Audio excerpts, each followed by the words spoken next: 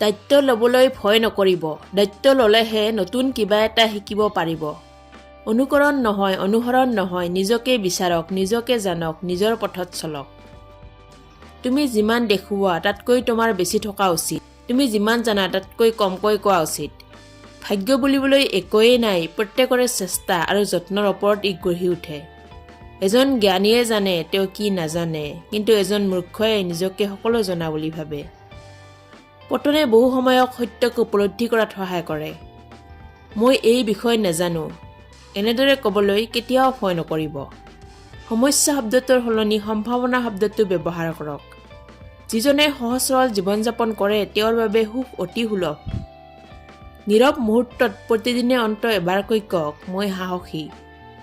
জীৱনত ব্যৰ্থ হোৱাৰ প্ৰধান দুটা কাৰণ হ'ল নিগেটিভ চিন্তা আৰু সুনিৰ্দিষ্ট লক্ষ্যৰ অভাৱ।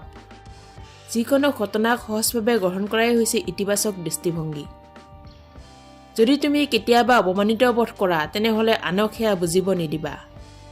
যৌৱন যাৰ সৎ, সুন্দৰ আৰু কৰ্মময়, তেওঁৰ বৃদ্ধ বয়সক স্বৰ্ণযুগ বোলা হয়।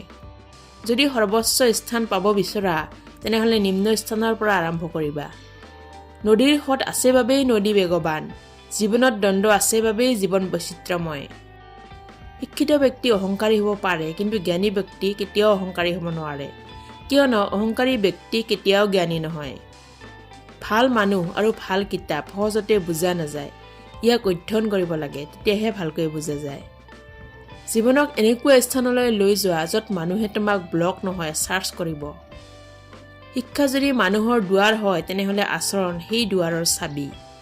ভাগ্যই সেইসকলকহে লগ দিয়ে যিসকলে কৰ্মত বিশ্বাস কৰে, ভাগ্যক নহয়।